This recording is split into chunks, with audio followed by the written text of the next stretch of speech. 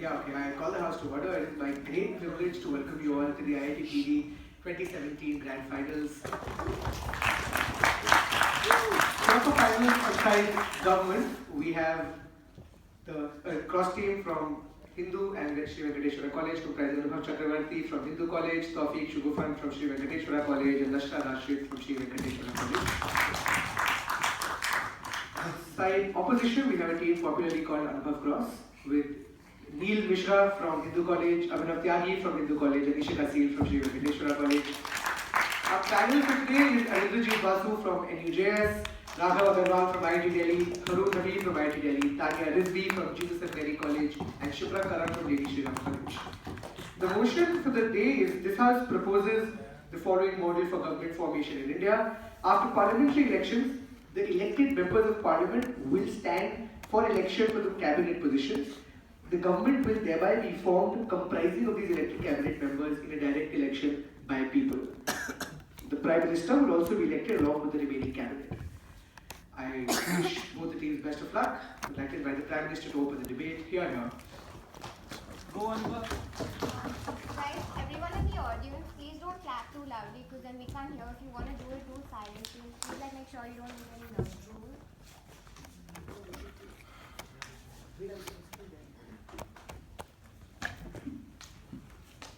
Who are the panelists?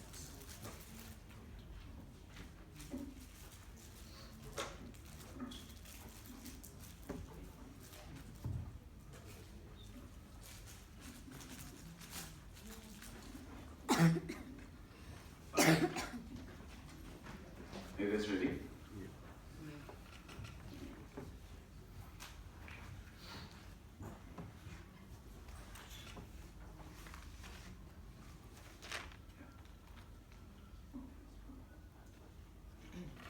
Mr. Speaker, on side government, we believe we managed to win the debate if we can go ahead and prove to you that the model which we are proposing goes ahead and deepens democracy, right? We believe the moment we go ahead and manage to prove to you that there's a greater chance of discourse, there's a greater chance of a larger diversity of issues, we manage to win the debate, right? However, right, why do we decide that this model should be necessarily enacted in parliamentary democracy in India, right? We're going to talk about first stakeholder here, the voter, right? We believe in large cases in terms of parliamentary elections, a voter necessarily goes ahead and votes for a particular party, right? It necessarily goes ahead and votes for BJP in the national elections, right? It necessarily doesn't go ahead and agree and disagree to every sort of decision which the Bharatiya Janata Party is going to enact, right? For example, even if I went ahead and voted for the Bharatiya Janata Party, I did not consent to the idea of Smriti Irani being elected as a Union HRD minister who can't even go ahead and prove her educational records, right? We believe in this scenario, it is really important to understand, right?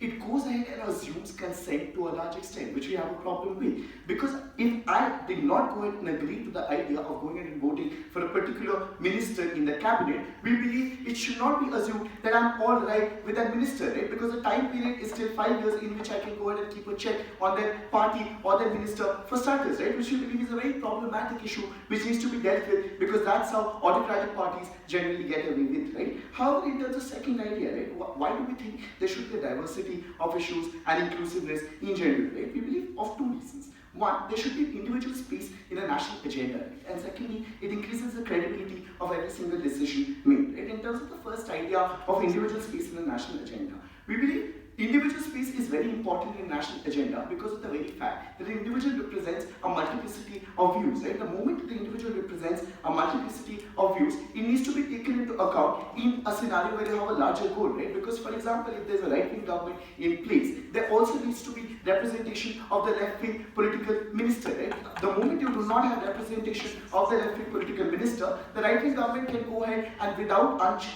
with no sort of check mechanism staying there, can go ahead and push down policies which might not be favorable to the nation. We are not going and passing a value judgment on what policy is right or what policy is wrong. What we believe is there should be a larger sense of diversity, right? Secondly, in terms of the idea of increasing credibility, right? It doesn't only go ahead and reflect, okay, a lot of policies need not necessarily go ahead and reflect what a party largely thinks about that policy, right? For example, we believe when Bharatiya Janata Party comes into power with this entire entire propaganda campaign of going ahead and saying anti-incumbency. We don't necessarily believe that it goes ahead and takes credibility for every single decision it makes in the sector of education, it makes in the sector of environment, it makes in the sector of finance, right? We believe the moment it doesn't go ahead and do that, in our model, there is a larger amount of credibility for every sort of minister which is getting elected. Because you know the specific sort of issues to go ahead and target whenever the minister fails. Because the minister will need to necessarily campaign on that particular issue to gain your mandate, right? However, right, other problem which has largely emerged in the parliamentary politics for a long period of time, right? A continuing of national policy. Point right? of You will largely, I'll take you later.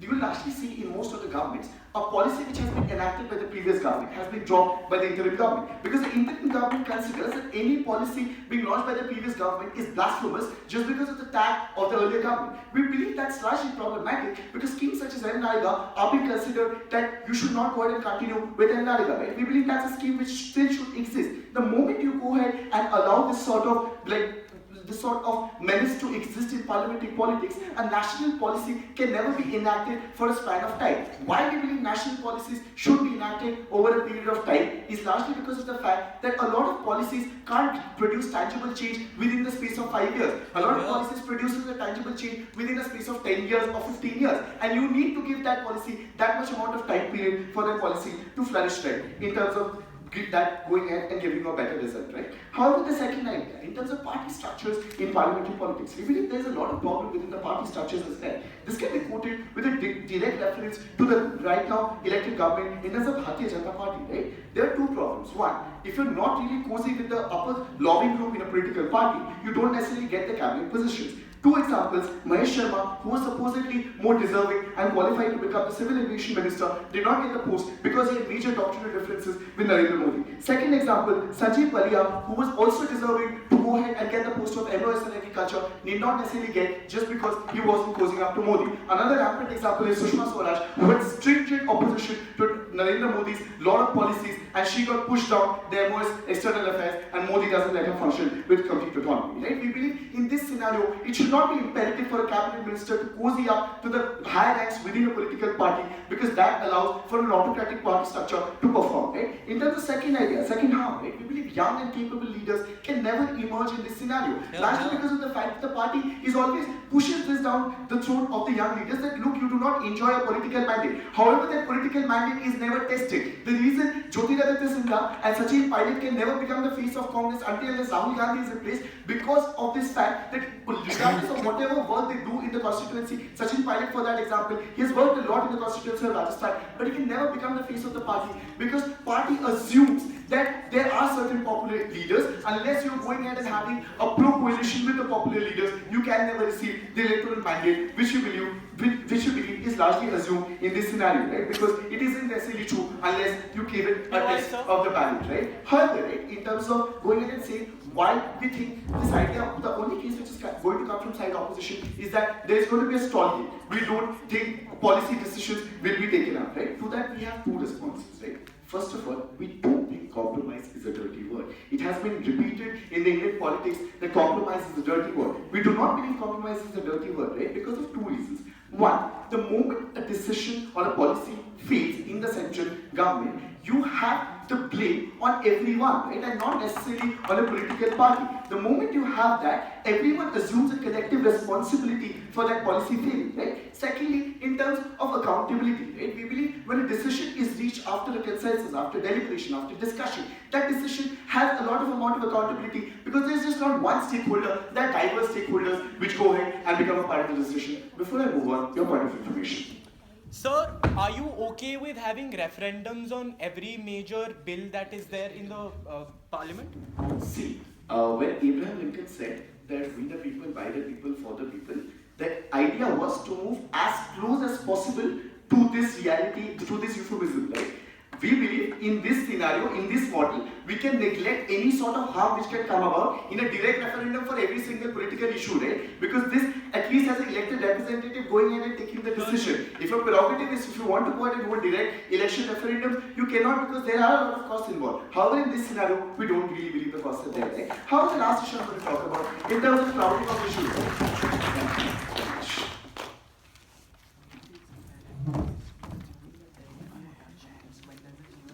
Oh, I thank the Prime Minister for his speech. and I invited you.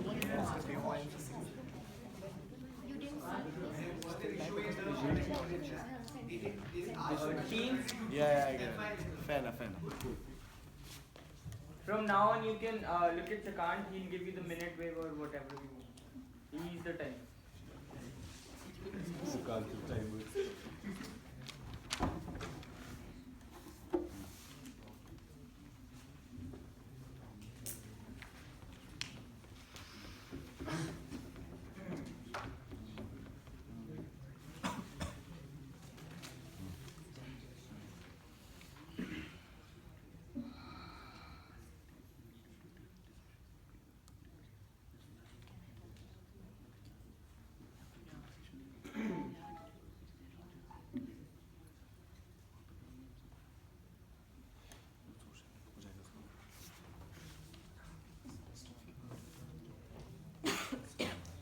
Mr. Speaker, let's start by dealing with a few rebuttals, right? Firstly, the idea that somehow this move of theirs increases credibility, right? We think that in fact it reduces credibility because now it increases the likelihood that like it increases the possibility of one party member blaming like other party members for his own failures, right? For the failures of certain policies, for the failures of certain governments. It's easier for him to now blame the other party, the opposition that was forced to be part of this cabinet, right? Secondly, when they come and tell you that we need representation for the minority, right? We think that the minority already has enough representation in the parliament. We think they can vote no, they can stall parliamentary sessions, they can publicly criticize. All of these things are checking mechanism enough. Why do you want to have the added disadvantage of this sort of policy paralysis that I'm going to talk to you about in my next speech is something that we don't understand, right? Thirdly, they come and tell you that, oh, we need to give some more time for some policies and all of that. We don't understand how this really helps that, right? We don't understand how how this sort of a move is going to make you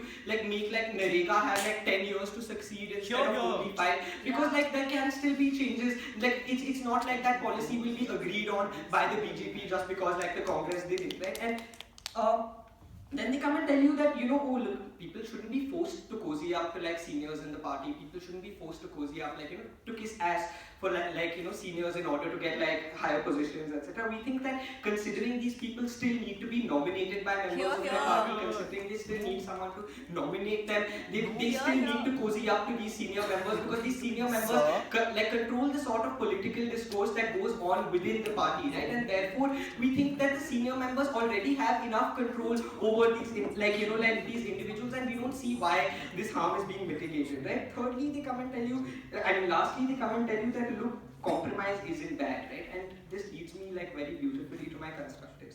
We think that compromise is particularly bad because it leads to you not being able to achieve the sort of vision that you've chosen to achieve of let's say a policy, right? We think that considering if I'm forced to compromise with with certain things that are very, very important to the way my policy functions in terms of how it'll achieve a certain ideal, it'll achieve a certain vision. We think that it sort of fails in that regard because now you can't ensure complete control, and therefore you can't guarantee the achievement of this vision, right? But let's move on to our constructives, right? Firstly, we'd like to characterize why direct elections are a farce when it comes to making any sort of informed specific decision, right? We think that they're only useful when it comes to gauging public sentiment, what direction the public wants to go in, but not when it comes to making specific decisions, right? Why? Because we think that the majority is not informed enough, they're not literate enough, they're not educated enough to understand the implications and consequences of a decision, right? They're not they don't have the sort of rationality or the sort of intelligence or the sort of training to reach that sort of conclusion, to understand the what could happen when they make a particular decision, right? Secondly, we think that this becomes particularly more relevant in the context of India because most voters are uneducated, they haven't even finished their basic education, they aren't informed about issues, etc. They can't rationalize about things like the economy, human rights, education, all of these things, right? And therefore we think that direct elections when it comes to making specific decisions are a bit of a fail because these people don't have the ability to think these decisions through, right? But let's talk about the other things that we need to talk about, right? Firstly, the PO. idea of policy paralysis, right? We think that the first reason for like there being some sort of policy paralysis is an ideological difference, right? When there's, let's say, the BJP and Congress who are on like either end of a particular spectrum, we think that these sort of ideological differences make sure that like, you know, they won't be able to compromise in like a good way. They won't be able to compromise in a way that allows the vision of that, like, you know, that policy to be achieved. But the second reason for policy paralysis, we think, is that when, like, you know, like certain parties just want to gain political capital by like showing the majority party down, right? Like, so let's say the Congress needs to like prove a certain point to like the public by like stonewalling, by like making sure that, like, you know, that certain BJP bills aren't passed, etc., etc. And that's how they will like build, like, achieve, like, gain some sort of like political capital for the next elections, right? And therefore we think that like that this isn't really going to work. And we've seen this happen in multiple like coalition governments, right? With the BJP and PDP, with the BJP and Shiv Sena in Maharashtra, all of these things, like in Kashmir, the sort of ideological compromise that they were forced to make disenfranchised people so much that they actually went out on the streets and rioted against the PDP, right? So we don't think that these like coalitions are particularly useful. We don't think that like you trying to compromise is particularly useful, right? But secondly, we like to talk to you about how, Your only analysis for why consensus doesn't come is because there are diverse parties on the board. Why not? Why isn't that also true for the parliament, where you have diverse parties on the board, like debating for consensus? Okay, understand this. One, in the parliament, you only need a majority. So therefore, you don't have to like always like, you know, make sure that there will be complete consensus within all people. The moment it's in the cabinet, these people control certain important aspects of the way things function, right? Like for example, finance, alright? You can't have an education minister that like puts education policy without the support of a finance minister. What if they're both from different parties, right? At this point, this becomes like a huge like conflict between the two of them, and they can't like achieve any sort of vision. Nothing will basically happen, right? But the idea that, and this is exactly what I was talking about, there is an inability to achieve like a certain larger vision for society that the party that's been voted into power has promised them, right? We think that these like different ministers will be working towards different objectives, they'll be working towards different goals, different ideas, and therefore it'll create like some sort of hotspots, right? Which is what I just told you with that whole education ministry and like, you know, like finance minister ka like conflict. But thirdly, we think that there is a likelihood anyway that like most cabinet members will be from the majority party, right? And understand this, I say most, not all. Alright, and what this leads to is the fact that even the few people from the minority, like who've been voted in, can't do shit because they'll constantly be stonewalled by like, you know, the majority party. And therefore we think that any benefits that they come and tell you about like, you know, more dissent being represented or like, you know, more like discourse being forced on these people doesn't stand, because this majority party has the ability to go ahead and stonewall. It has the ability to make sure that most of these policies aren't followed through on, right? So what have we told you throughout the course of our like speech, right? We've told you why direct elections don't really work when it comes to making specific decisions because people are stupid. We've told you why policy paralysis will necessarily happen. We've told you like why it's so important to achieve a certain vision for society, to take society to a different place, and why that won't happen in this scenario. We've told you how like even what the benefits that they're giving you about like more discourse, more engagement won't happen because the majority party will still probably have more capacity than you. With that, I thank the leader of opposition. Now I invite the deputy prime minister to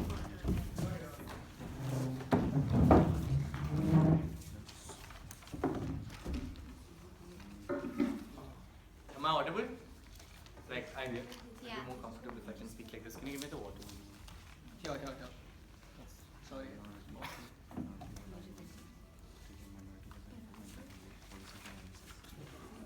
Larger vision gets compromised with we need support of every minister. Prime Minister is accountable. The moment the Prime Minister is going to do it, you cannot pretend that I was the Prime Minister just because I'm BJP. I won't rely funding of universities as a journey because universities against the regulation. That's the manipulated disclosure.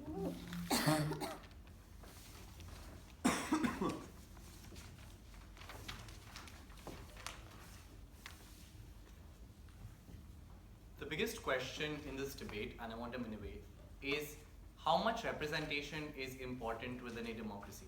We think that with respect to this question, it is a slippery slope on that side where they say you will give complete representation with every model. And on our side, what we're specifically arguing to you is that we think that you should give representation to the extent that you think that individuals are equipped enough to have some form of control over the government that is going to enact the policies in the next 5 years. And that's the metric of deepening democracy. It doesn't mean that from now on we will have referendums on all policies. And let's talk about how is it that we deepen democracy. Given that they concede to our metric, I'm going to structure this debate into 3 things that a government necessarily moves on, and then move on to that arguments. A, campaigning, B, nature of government, and 3, policy outcome, and how our move affects all 3 of these in their specific manners. In the nature of campaigning, they really didn't engage with all of the things that we said. We tell you that in status quo, a lot of reason for why in the parliament you have BJP coming everywhere, and people don't necessarily want to agree to the idea. And this is how parties work with this, right? Parties rally on individuals. They say, I will make Modi the PM, therefore vote for BJP. The ability of you to now distinguish while you want someone else to be PM or finance minister and take better decisions in the center, but you want someone else to represent your needs better, might not at all times be same, but you're forced to make that and find that individual where you think that you'll have larger power in the center. And we think that this choice is ultimately important because these are 2 distinct roles in a particular democracy, and we'll tell you why that distinction is important when I come to the nature of government. Second, we think that a lot of smaller parties don't ever get a say. They say now they can vote, but your ability to vote, given by his own admission, is based on simply a majority in the parliament. If that's true, this is for larger reason for why people stop voting on parties of the left, because your ability to impact change in the parliament is absolutely zero. The reason for why they vote BJP is because they know they'll also have the center, so they can impact change for me, and that's how the voter now decides who they want in the parliament and the executive. We think once they agree also that there's larger ideas whataboutery, and this is where information becomes important. If the nature of elections in India is largely based on whataboutery, but I considerably come and say I speak on a national agenda, we think in our thing you incentivize them to run 2 elections. They don't simply get away with running BJP elections or PM election and winning both. They also need to now work on their idea of what policies they will run as a minister while simultaneously arguing how they will represent it. Because what their model allows them is to run broad ideas where they simply say, I will do good for Dalits. And then when Mayawati comes to power, she makes statues and says, yeah, I did good for Dalits.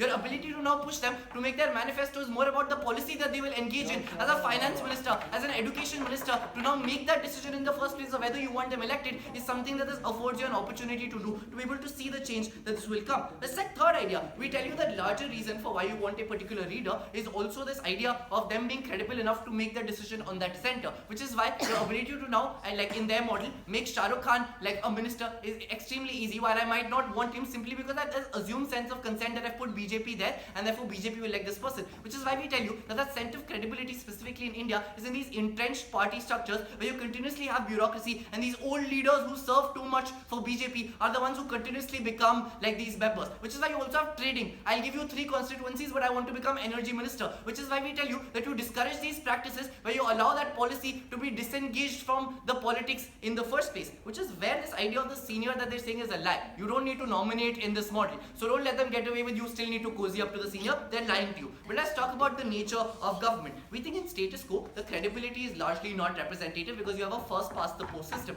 To assume that all of you want me to be representative simply because I have 33% is a problem. What we can do, however, as a solution to that is to give them another opportunity to vote in that particular model, so you have a say largely also in the government that you will see. Why is that important? And this is where we argue to you. What is the idea of separation of powers in a democracy? The idea of separation of powers is that a judiciary can question the executive can be questioned by the legislature. In their model, the executive and the legislature become the same. I can be the executive and continuously do what I want because the legislature, I have a majority and I will not be questioned. Therefore, any scope of meaningful opposition goes out of the picture because I literally control both. We tell you in our model, there is a possibility that Congress has majority and you have a BJP, like say central government. Your ability to now continuously question and be able to do that simply because you don't have majority there and therefore take more credible, more inclusive decisions is more, because your incentive needs to necessarily be one which isn't put down by the legislature. Therefore, you will now be incentivized to make more inclusive decisions which don't only become self-serving, because what I'll do as the executive is to cater to the people who will vote for me in that model, now I also need to cater to the vote bank of other parties, because I know that in legislature that bill like particularly gets questioned. Second, we tell you that these roles are fundamentally different and they become one. We tell you, when I vote for you simply because I want you to become representative of me, I'm voting for you and therefore you fight for me in that bill. But the executive is different, because the executive also needs to take into account the minority, the Muslims, the Dalits. The only way I take into account that consideration is not simply because the majority wants that individual in power, but that the minority can also have a say in the central government, which is why central government takes decisions of national importance where they're not representing a particular, let's say, population. What our model specifically does is affords this opportunity to people to give them that unique opportunity to make like policy decisions distinctly. Third idea, policy outcome, and how does that change? We tell you that policy and compromise by their own admission is one where it's largely problematic, because I think compromise is a dirty word. We tell you that when a Manrega can necessarily be good for people, like BJP will come and say, I don't want it because it's a Congress decision to be made. The response that they give to us is now consensus will not come. And let's look at where it will not come, because this debate is a comparative. In their model, the consensus doesn't even exist because BJP can do whatever they like.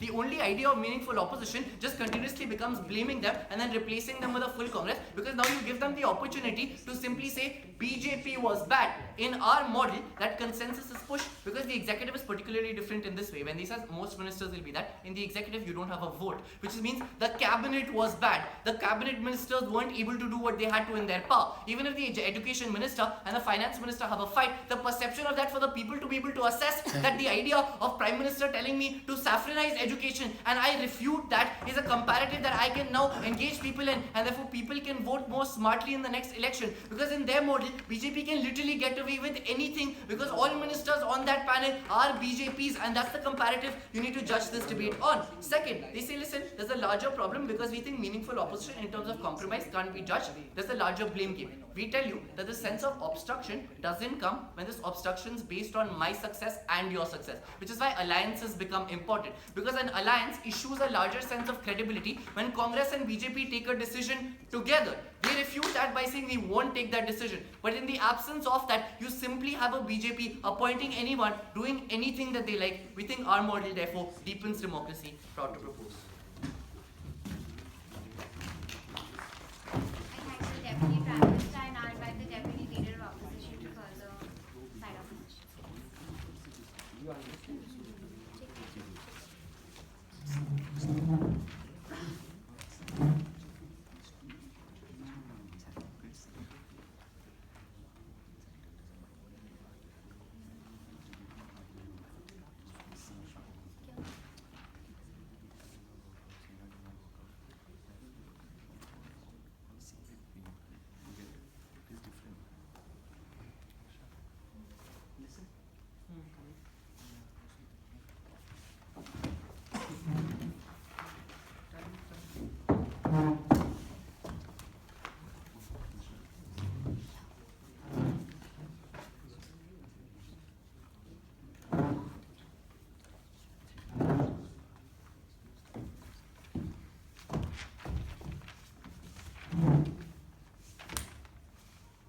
Dude, please speak on the mic if possible.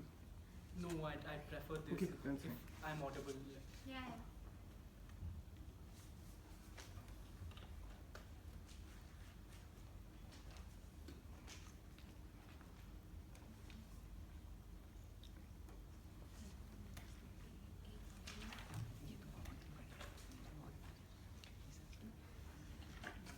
Ladies and gentlemen, we think there are 5 major ideas that Taufi brings about in his speech, right? Firstly, he talks about how much representation, and he qualifies that by saying only enough to deepen democracy by giving people the ability to control things over the course of 5 years, right? We think that's rather vague, because this could also be achieved, and very deeply, if you give people the ability to choose on every political, or every policy issue, right? Which is by giving them the ability to vote on referendums, etc., right? And we think that's majorly something that you can't do, right? And if you can do that, just clarify whether or not you're okay with that or not, right? Secondly, he talks about how people should get to decide specific parts of their government, which is the finance minister versus the prime minister idea, right? How if I want a PM from another party as opposed to the finance minister.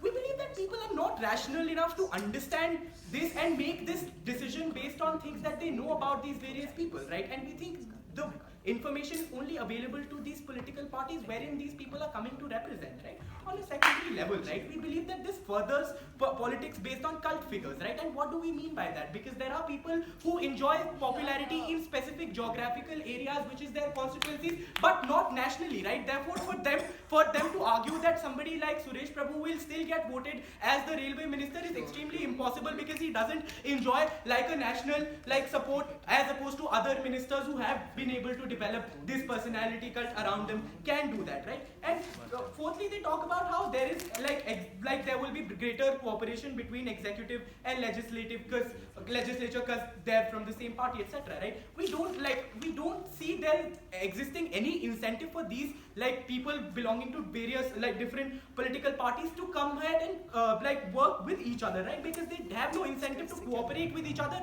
and we believe it's extremely late for them to come in their govwhip now and justify where they're getting this incentive to cooperate, right? On a fifth idea, and we believe this is absolutely ridiculous when they talk about Narega, right? How we need Narega and we'll have we want Narega to stay, etc. For that argument, they're making two assumptions, right? They're making the assumption that the relevant minister will get voted in the second time. We don't think that will happen because there might be other people who are better qualified and people might just choose another minister, right? So it's an assumption to assume that that good minister who the relevant minister who can make Narega stay will get voted in, right? On a secondary level, right, they won't really have any real ability to do anything, so they won't be able to keep Narega anyway. Because understand what the cabinet does, right? The cabinet will only propose bills, etc. The cabinet doesn't have the right to pass them. They will still be voted for in the parliament, and there is majority in the parliament, and the majority will still not vote for Narega and continue it if it wants to. So the idea of discourse, etc., is non-exclusive, because we think that the opposition that we have in status quo is enough for them to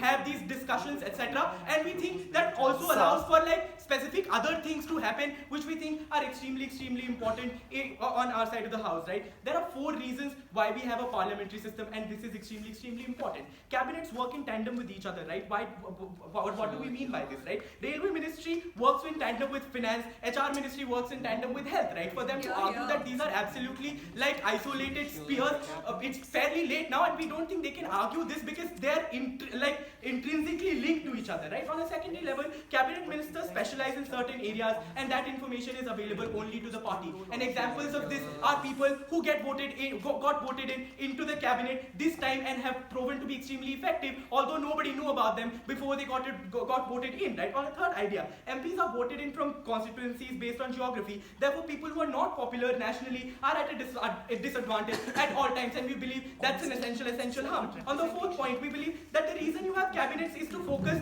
is for the cabinets to focus their work on specific areas and make policies. Therefore, when you assign cabinets to opposition leaders, these policies in terms of bills will never get passed, right? And this can be observed from the failure of coalition parties in examples being NDA 1, NDA 2, the Shiv Sena BJP alliance and the BJP PDP alliance. What did the Congress say every time it was asked, why do you not work? We don't work because we don't have clear majority, because these other parties don't let us work. And we believe that lowers credibility, and this lowering of credibility is not a harm that we're willing to sustain. I'll point out other harms to you, right?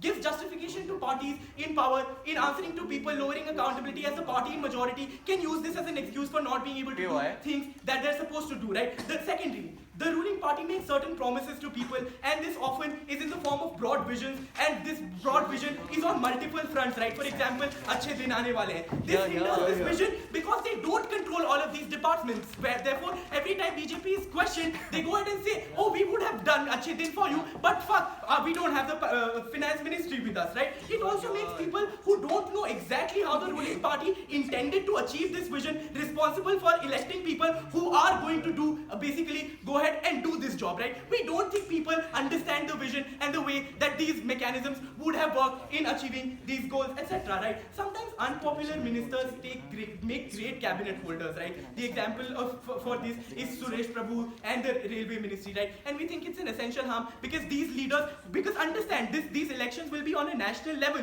so these leaders might enjoy a lot of popularity in their their constituencies, but just by virtue of them not being popular nationally, will never get voted into cabinet, etc. Right? This also gives more air to personality politics, because when two people from the same party are contesting for the same cabinet, party interest is necessarily harmed because they're competing against each other. Therefore, the race is to become more popular and protected. The race is to become more popular and not to make better ministries, etc. Because we think that's extremely important, right? This debate quite simply is about why you elect representatives in the first place, right? On our side of the house, Anubhav Cross believes that your representatives can make choices that you can't make because you don't understand intricacies of policies, right? At no point have they proven that people will necessarily understand these intricacies, something that we believe is essential for them to argue like deepening democracy, because till what level will you deepen democracy? Because you can also have like referendums on just about anything and deepen democracy to an extent that every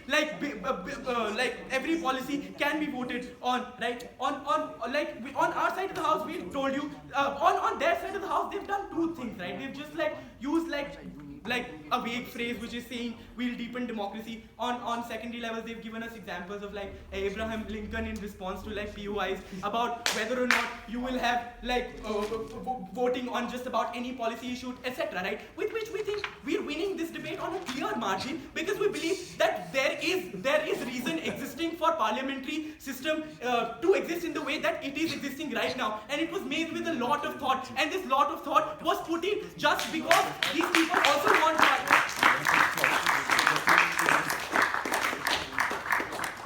thank the Deputy Leader of Opposition. Now I invite the Gov Whip to present the proposition.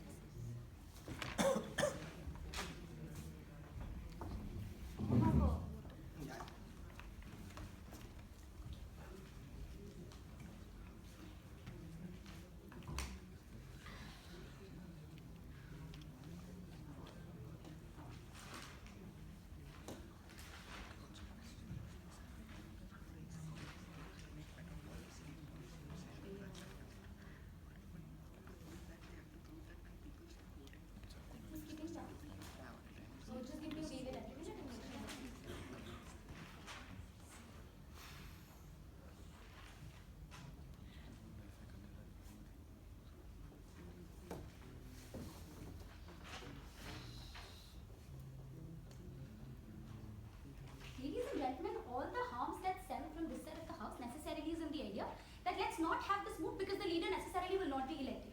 We tell you that and the problem that they have with that is because this leader necessarily needs to be popular, hence needs to be elected.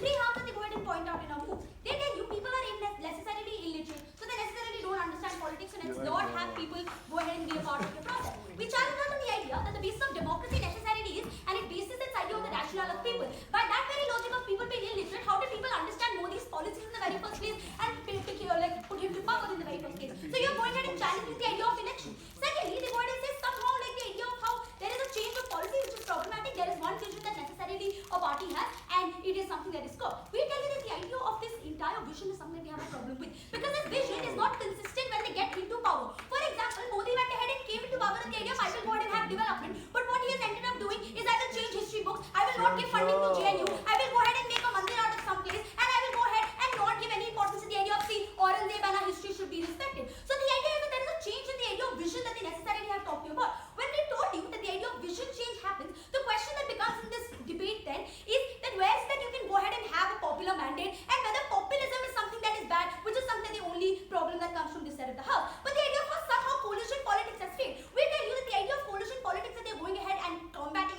time in this debate is something that comes from their side of the house or their model. The idea of this kind of a coalition which you talk about, BJP, PDP necessarily was not on the idea of a public consensus at the very first place, but the idea of how much of there is an incentive for this party now going ahead and multiplicity of ideas, multiplicity of ideologies, goes ahead and creates an invested nature in politics. I'm going to talk to you about the idea of change of opposition, right? Change in the nature of opposition happens because now you don't go ahead and oppose policies because of the fact that the policy comes from BJP. Now you go ahead and oppose the policy by the idea of what that policy necessarily is about. Because that's not only the idea of you have a BJP politician, but also a Congress politician making their entire choice. They go ahead and tell you that the idea of this entire policy and these cabinet ministers being elected is on the idea of populism. We tell you that the idea of favoritism is something that goes ahead and is prevalent in their case. The fact that since Smriti Irani was not even elected in the election, but still was a cabinet minister, goes ahead and contradicts the very idea. When she was not a people's choice, why the heck would you go ahead and give her any form of cabinet at any point of time? The same goes for Arun Jaitley. So we understand the fact that in their entire model, you create a cult figure and a dominant figure in the idea of a PM,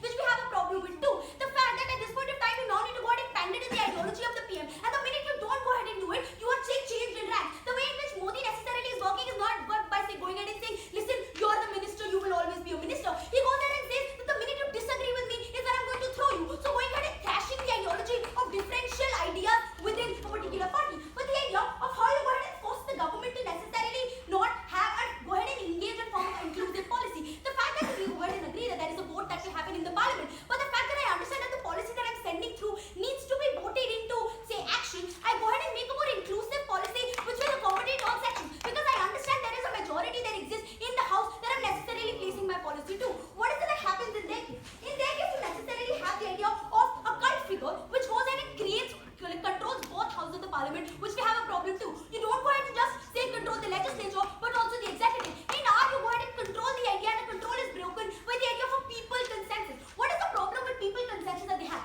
They've told you A, they're illiterate, and secondly is the idea of popular leaders will get elected. We tell you that the idea of election also then works on the same mandate. Why do you not have a problem with that, but celebrate that in the first instance, but then say, listen, populism is bad. Either say go ahead and oppose elections in entirety. But the idea of policy paralysis, we tell you policy paralysis comes from the idea of who you identify as an opposition in the very first place. The fact that Modi goes ahead and drops the idea of Manrega, and we tell you that the idea of these policies necessarily are overtime policies because the idea of change that these policies set for themselves come through a period of time. And hence Manrega needed a continuation of 10 years, and because Congress was in power was the reason why it continued. Now it is being thrashed. Midday meals and policies like midday meal which have benefited in the Congress scene are being thrashed by BJP because it's not the idea of a policy. It's a Congress policy is the tag that it's necessarily viewed with. The minute I view it with those policies, I go ahead and change that policy. But the idea of vision that they necessarily go ahead and support for some reason, right? The idea of vision necessarily we think over sure also exists, but that vision is gone ahead and steered by the people. The question in this debate necessarily is not just about the idea of who. The question in this debate necessarily was the idea of who sets this vision in the very first place. If they Where is it more possible for like Shah Rukh Khan to become the finance minister when people are voting for him or when educated like ministers are voting and for this is him? the problem we tell you. We tell you that the idea of Shah Rukh Khan being promoted as a minister, if people go ahead and put him in power, we tell you is a better off situation than him being promoted to power as Shah Rukh Khan being a minister when he has alliance with the prime minister. They need to tell you when Shah Rukh Khan can also be elected as the prime minister of your country, Shah Rukh Khan can also be elected as the MLA of your country. Tell me why you don't have a problem with that. You want to remove him because the idea of democracy lays on the idea of people's choice, and that's how you've gone ahead and stamped all ideas of institutions. But the idea of this reckless authoritarianism that you go ahead and allow this entire cabinet to have, which we have a problem with. The fact that at this point of time, the idea of how they will not get elected is a retarded response. Because the idea is, if we can prove to you that even out of the array of leaders that necessarily exist, you will have credible leaders existing, even if say 2 leaders going ahead and elected, we show you that the idea of benefit of this moves come out in the very first place. The fact that this leader necessarily is now not going to be say steered in one policy, but there's also a forced engagement in the idea of who gets elected. And this becomes problematic because of the fact of election system that we have in the very first place, which is based on FPTP, which doesn't mean that because of the fact that you won those n number of seats, you necessarily have the mandate of people. There is an assumed consent in all the policies that the government makes. We tell you that the minute I go ahead and don't support the idea of a Ram Mandir, or I don't support the idea of say JNU funding being reduced, the idea necessarily is I can't protest against it. There is no mechanism for me to change it at any point of time. And I think that's necessarily a problem. The burden that this side of the house has taken is that people are irrational, they will not be able to make a decision. Tell me how then you give any power to people because then authoritarianism is your solution. The fact that we don't talk about referendums a lot, but we tell you that the idea of how I'm going ahead and being given a choice in which policies are being placed, where an importance on policies is what leaders are going to give to. The idea of a cult figure,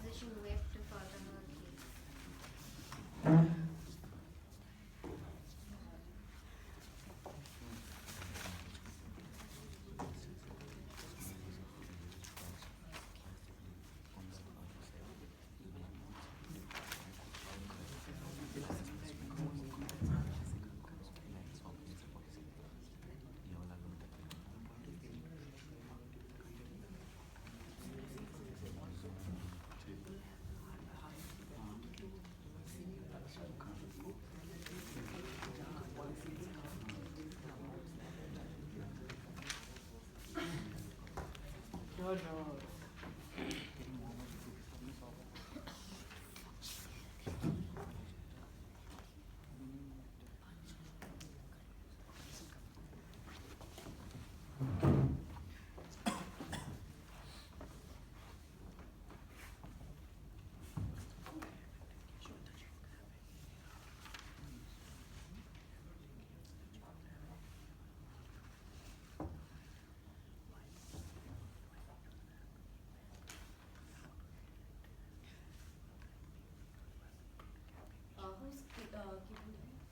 Give me a clear minute, comment.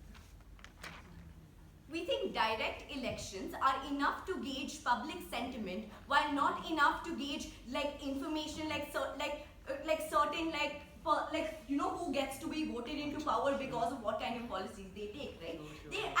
Let me thematize this debate, right? We largely believe this is a harms versus benefits debate, and they've given us 3 benefits from this side of the house. 1, now there will be a forced engagement with policies. 2, that there is separation of powers, so there will be like better discourse. And 3, that minority parties will have a say. We think all of these 3 things do not happen, right? On the first idea of you will now be able to engage with politics better, we don't think that is true, because Shah Rukh Khan is going to come up and say, I'm going to give you good education, good schools, and say every other generic statement at all, right?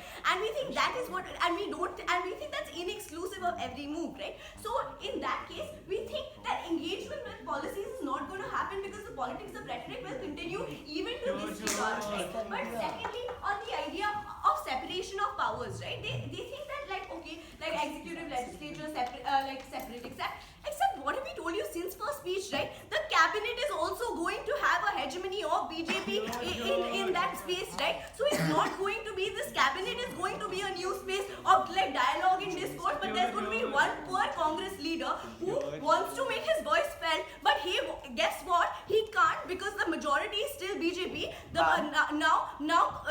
Now, mudslinging is going to continue, whataboutery is going to continue, and they will say, despite being opposition, we don't, despite being a part of the party, despite being a part of the parliament, we don't have a say, right? So that argument that, there's going to be better discourse really falls, right? But also on this side of the house, what else have we told you, right? There are 4 kinds of mechanisms that already exist in status quo to make sure that a party doesn't become autocratic in nature. What are these, right? We think we've told you there always exists an effective opposition, right? And opposition, and we tell you that this opposition is fundamentally important in terms of they can stonewall, vote no, stall, and they can stall for 5 years at a stretch, right? And we think that this opposition is going to do the same thing even when the cabinet is formed, right? Secondly, we tell you there's increased media scrutiny on them, right? For BJP to go ahead and say, I want to do away with Manrega, they have to answer 10,000 questions every day on Times Up. They have to replace it with some other social scheme, right? They can't just say, I'm going to go away with Manrega and not do anything, because there's still going to be dialogue about making the universal basic income a much better scheme, right? We think that is what we tell you, right? Thirdly, right, we think self-check mechanisms exist, right? Because we don't think BJP is an idiot. They want to get voted back into power next time, right?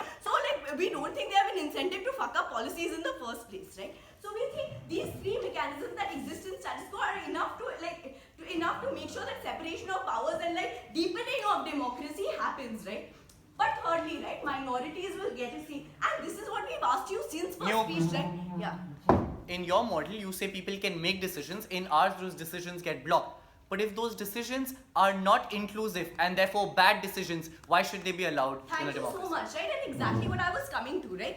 We tell you that this idea that the decisions are now going to be accommodative is false, right? For 2 reasons. One, because the cabinet is always going to be dominated by BJP. Because suddenly, if everyone's voting for BJP in one, they're not going to choose to vote for Congress in the other, given that they have political capital, right? But secondly, right, if I'm fine. I'm that one person from BSP who suddenly has made it to this really hi-fi place, right? Except my voter base is still the Dalit population who I have to answer to, and I still have to keep going back to them. So when I compromise my ideology, I lose out on that entire voter base, right? Which we think is suicide for any party to do, right? We think coalitions are paid for some reason. They think BJP PDP coalition was not something that came about organically, because we think that the votes were such that they needed to form a coalition in the first place, right? So we think coalition politics is something that has always necessarily failed, right? But lastly, right, so we don't think engagement with policies happens. Right? And engagement with like the politics of rhetoric will continue. Secondly, separation of powers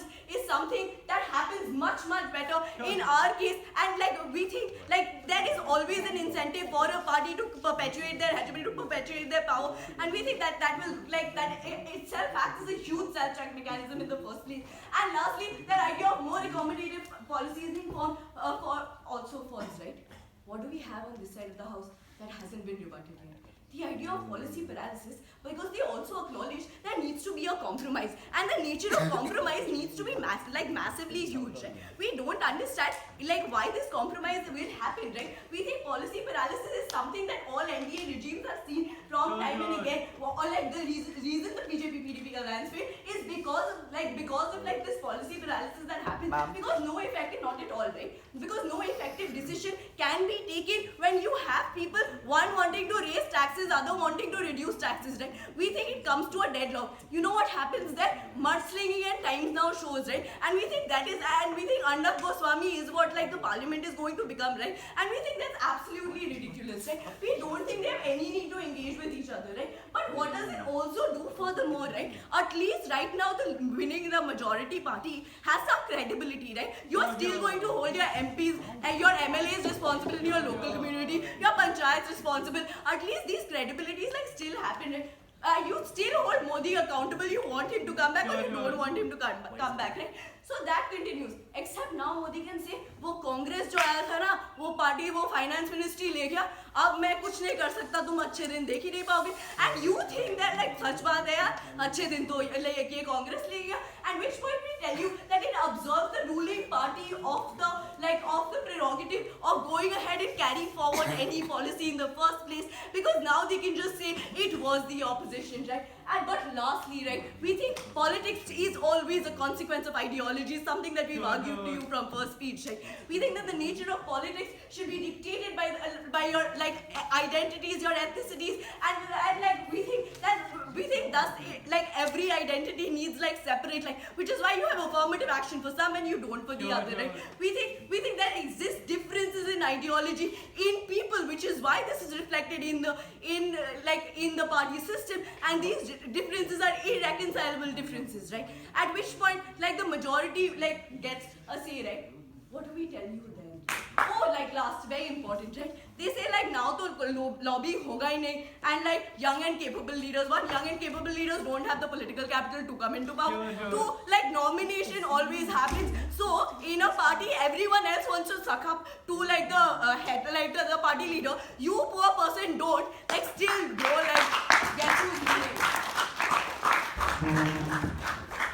I thank the opposition whip. I now invite side opposition to give their replies.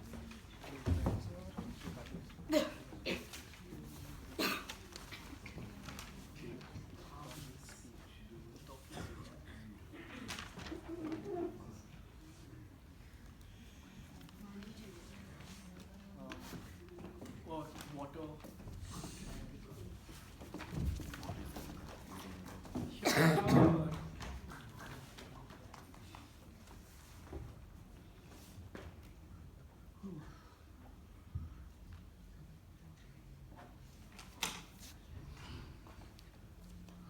Listen.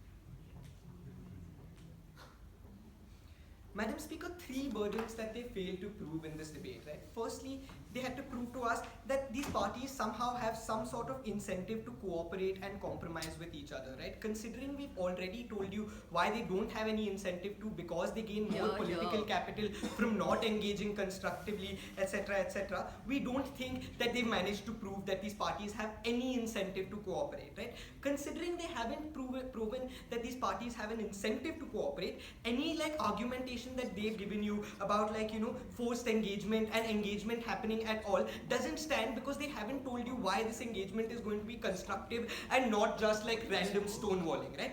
Second burden that they had to prove, right, that somehow when people when people vote for cabinets, etc., they will like decide to forget everything that they've always done and prioritize only policy over like cult figures, etc., right? We considering they've already conceded that status quo may like people vote on the basis of like, you know, cult figures, people vote on the basis of like, you know, like their like emotions, etc. They have to prove to us why this election, this secondary election that you're conducting is suddenly going to lead to you like, you know, thinking about, oh, this policy is better, therefore I should vote for this person, and then, like, which is basically us saying that like if their judgment is clouded now, what is it that you're going to do to uncloud their judgment, right? Something that they haven't been able to prove. So you can't say that they've at any point managed to prove to you that like, you know, there will be like that good decisions, that objectively good decisions will be made, right? Thirdly, they have to come and prove to us why like these individual voters are better at making decisions, right? Considering they didn't clash at any point with characterization that we've been running from first speech, that these voters are uneducated, that these voters can't think properly, they're not rational enough, they don't know enough, etc. We don't think they managed to be able to prove that these individual voters are now somehow going to be better at making decisions, that these individual voters now suddenly will develop like some sort of intelligence that allows them to like objectively judge like the realities of like a policy, the way it, like the sort of implications it has, who it affects, how it affects, to what extent it affects them. All of these things they haven't been able to prove to us like that this one individual is capable of doing, right? But let's talk about like the idea of where there is a better opposition, right? Something that was very, very like well contested in this debate. They come and tell us, look, there's going to be more engagement, there's going to be forced engagement, because now these people will be forced to like, you know, cooperate, coordinate, etc., etc., right? Considering they haven't again given you any incentive for this engagement to be constructive, they haven't given you any incentive in light of us saying that look, you get some sort of political capital out of like not doing it. It's possible for you to just stonewall them for that reason. Secondly, ideologically there are differences, and therefore you again don't have an incentive to cooperate. They haven't been able to prove to you why this engagement is going to be constructive and why the opposition is going to be able to make absolutely any difference when it comes to like development and constructive engagement, right? But they also had to, like, what we've also come and told you is that like, you know, this engagement already happens in status quo, right? We've told you that there is news, there is the media. It's possible to go ahead and publicly criticize these people. When you publicly criticize them, of course they have to respond, because at that point like there is pressure from people to like for them to answer these questions that you raised, right? These legitimate questions that you raised, there is pressure. So we don't see what added benefit of engagement comes from their side of the house, considering engagement is already happening in status quo, right? But lastly, the idea that Abhinav ran with, right? The idea that this delegitimizes the opposition more, right? And how does this essentially do this? Abhinav comes and tells you that look, that the moment these parties are able to, and this is an extension of what I told you in the beginning, that there'll be like this blame game where you blame minority parties, this delegitimizing will now happen of the opposition, because like now all the blame will go on to these smaller opposition parties and like not anyone else, right? The only thing they've come and told you is that look, somehow we're managing to deepen democracy. What exactly are you doing to deepen democracy? They haven't answered. We also don't think that you should consider new matter in the next speech. With that, we're very, very sorry. I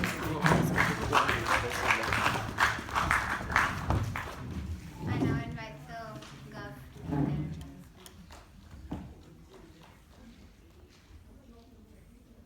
to Minute wait, please. Whoever's keeping time. Yeah, minute wait.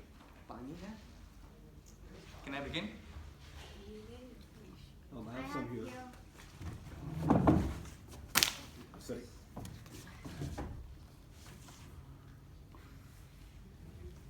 Two things I will not engage in with this reply, right? Both Abhinav and Ishika say BJP, PDP didn't work, this won't work. You can't run away with one alliance that worked. We tell you one alliance didn't work. A, it wasn't a publicly elected alliance. Sure. Second, you need to argue what is structural about these alliances that it won't work. You can't just give an example. Second, Abhinav says, our structures have been beautifully thought. There must be some thought in it. Therefore, let's preserve it. That was again stupid. But let's talk about this debate. They say there is stonewalling. They say we will allow decisions to take place. Except there is no inherent value in policy just being passed. There is no inherent value in there just being decisions in a democracy, because we tell you that they are bad decisions if they are not democratic any longer. Why? Because these decisions are from someone who simply got 33% vote. These decisions are from someone who will not be challenged in the legislature because they control the legislature, and therefore these decisions, if they're not challenged in democratic processes, are not decisions that people opted into. These are decisions where they said achhe din and can now get away with doing anything. Therefore, simply the fact that there will be policy in a democracy, that there will be change in a democracy, isn't intuitively a benefit unless they argue why that policy will necessarily be representative, and that's the biggest mistake that they made in this debate. We tell you on this side of the house that there is an assumed consent on that side, where I vote you in, I completely do any and everything, and you controlling the center too, which are fundamentally two different things. Did they engage with that? No. We tell you the center is different because it takes decisions of national importance, which also include minorities. A legislature is different because you're supposed to represent me within that bill. Given that that difference exists, why can I not push individuals to give me campaigns where they now need to talk about the policy they will have as a minister and not simply say achhe din? To which Abhinav Tyagi's response is, people are illiterate. So if people are illiterate, they're suddenly literate enough to understand what Modi ji is saying, but they're illiterate to understand what Modi ji will do. We tell you on this side that that rationality stops at a place where they've understood enough to be able to gauge what is it that impacts them in terms of the policy decisions that they'll be taking. That metric they don't engage with at all. Ishika only says people are illiterate and irrational. What do they say to that? They say, listen, we think the problem is there'll be cult figures.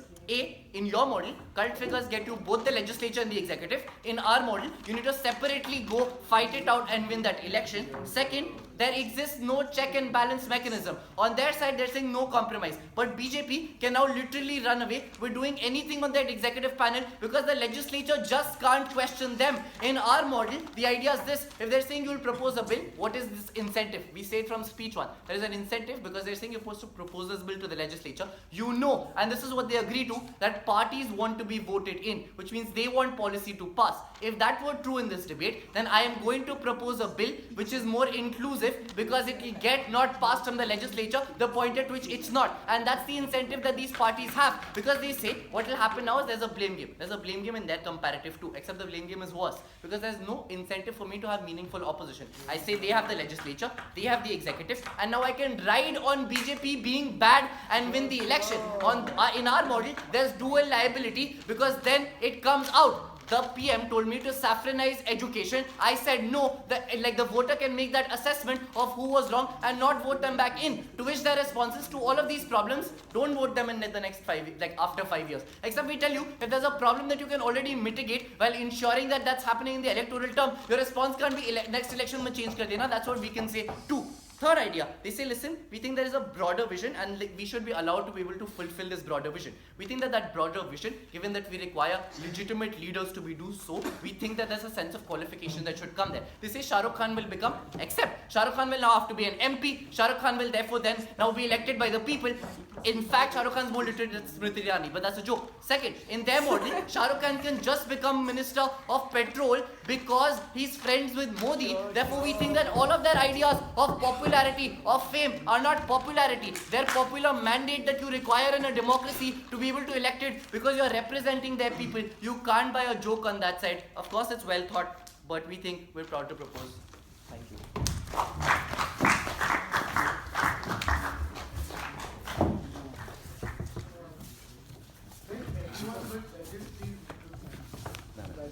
You have the light.